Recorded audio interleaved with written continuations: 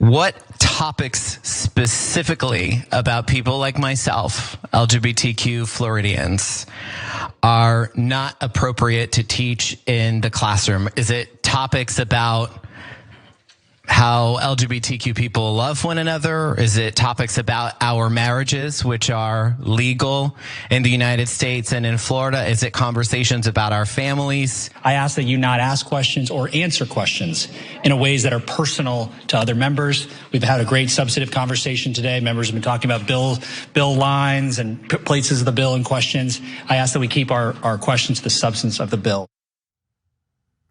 No party loves censorship more than the Republican Party. And in that case, you just watched Representative Carlos Guillermo Smith, who is Florida's first LGBTQ lawmaker, rightfully criticizing Florida's proposed Don't Say Gay bill. Now, House Speaker Chris Sprowls, the Republican, is the one who told him to, keep his questions to himself, because apparently those questions challenge what the GOP and the state want. They don't like being challenged, so they want to shut it down. I think it's worth watching the full exchange. Let's take a look. What topics specifically about people like myself, LGBTQ Floridians, are not appropriate to teach in the classroom? Is it topics about how LGBTQ people love one another? Is it topics about our marriages, which are legal in the United States and in Florida? Is it conversations about our families? What part of conversations about people like myself are not age appropriate? Members, this isn't a direct response to anything Representative Smith said, but I just want to caution all of us, because I understand we're having conversations where we all feel personally about the topics for a variety of different ways. I ask that you not ask questions or answer questions in ways that are personal to other members. We've had a great substantive conversation today. Members have been talking about bill lines and places of the bill and questions. I ask that we keep our questions to the substance of the bill. Thank you, Mr. Speaker. And Mr. Speaker, thank you for your guidance before. I'm going to do my very best to comply, to not make my questions personal. But the bill is deeply personal. And I'm trying my very best, Mr. Speaker.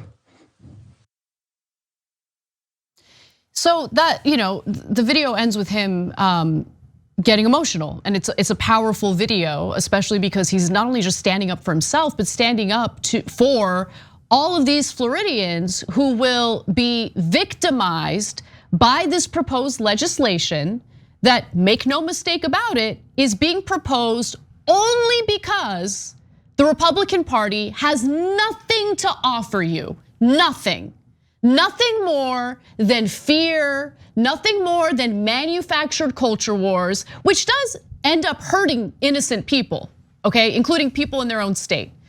But are they gonna make your life better economically? Of course not. They love the corruption, they love the greed, they love to rig economic system that they get to take advantage of. Are they gonna do anything to improve your life? No, but they will serve up fear, they will serve up this garbage. And like this Don't Say Gay bill, we've talked about it on the show before. It's more of the same that we've been seeing across the country. I mean, yesterday, Texas Governor Greg Abbott put out a directive indicating that parents with transgender children could be investigated if their children are suspected of having sex change operations, which doesn't even happen. It's a way of preventing transgender kids from maybe getting some of the medical help that they're looking for, things like that. It's just a way to sow fear and hatred among their constituents because they've got nothing else to offer. And my question to people who keep voting for these goons over and over again, do you feel better about your life? Do you feel good about yourself? Is this something that makes you feel like you're actually being led by people who have your best interests in mind?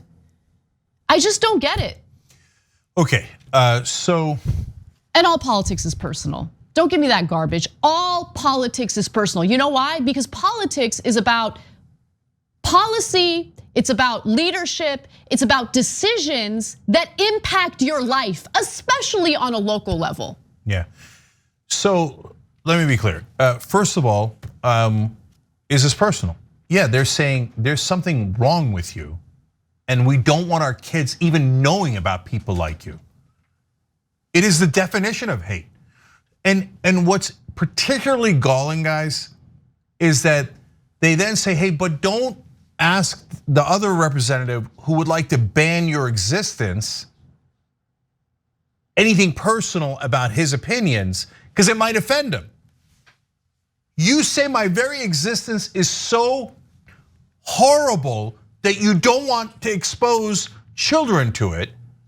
But if I ask you a question, that's gonna hurt your feelings? That's too personal? That's too personal. Why? Because they think you don't matter, I matter. So I can pass a law saying that people should hate you and we shouldn't even ever teach kids about you because your very existence is so terrible that we wouldn't want to expose kids to it. But you asked me a question. How dare you? How dare you offend me? I wouldn't have listened to a word of that. I understand that he's got to abide by different rules, and I love that brother for giving the speech that he gave, right? But then they ask us for tolerance. Yeah. Then they ask us for tolerance. Shut up. Okay, no, but also, Anna, hold on one second. Okay, Trump says in 2016 campaign, I want to ban all Muslims from the country. The Republicans cheer, yes, ban the Muslims, and they elect him. They elect him in the primary, they elect him in the general election.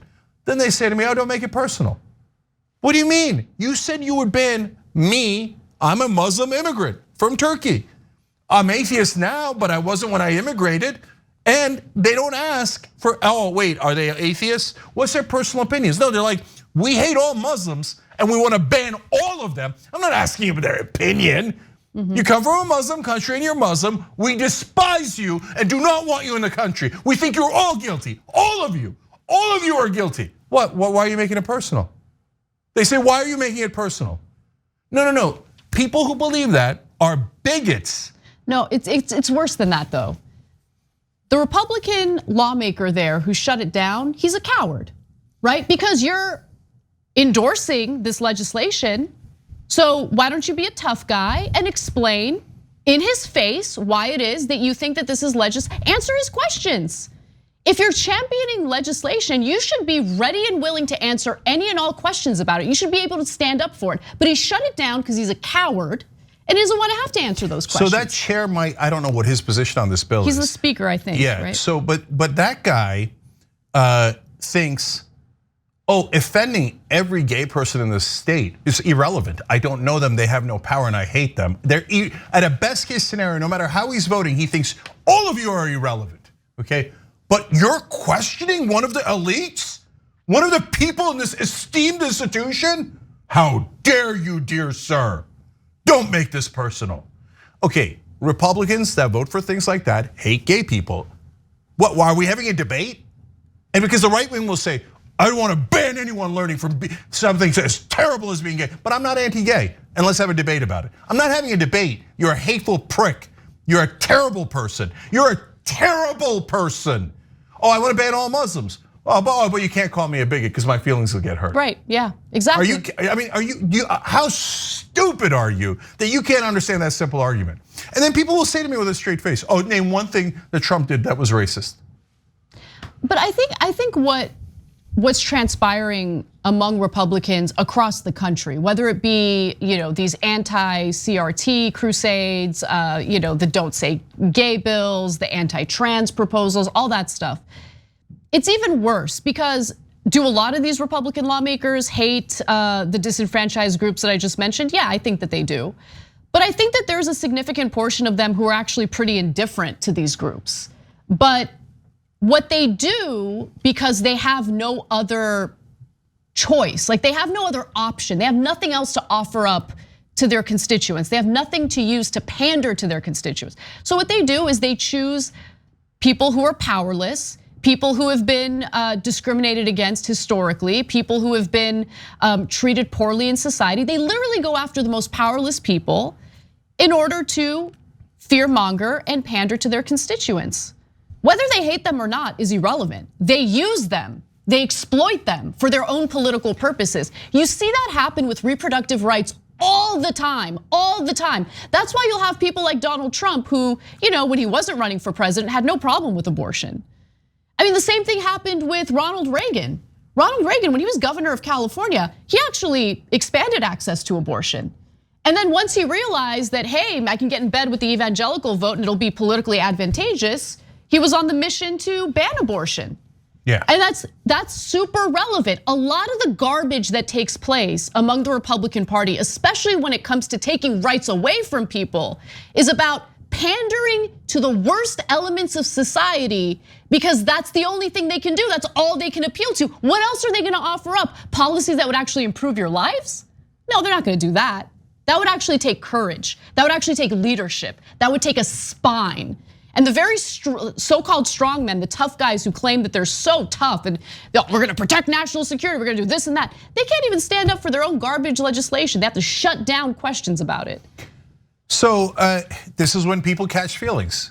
I don't care, I'm right, they're wrong. Anyone who votes for a Republican is a bad person.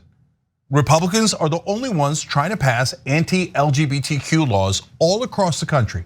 All across the country. It used to be bipartisan, it isn't anymore. Democrats don't pass any of those laws and they fight those laws. Democrats have a lot of problems, but that ain't one.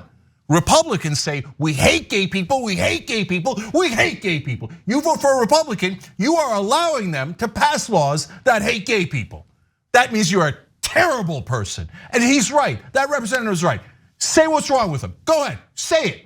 You don't get to ban teaching about gay people at all. You don't get to wipe away their existence. Then come around and go, no, I don't want to be put on the record and say what's wrong with you, because then I'll seem like a bad guy. You know why? Because you are a bad guy, and anyone who puts a Republican in power is a bad guy.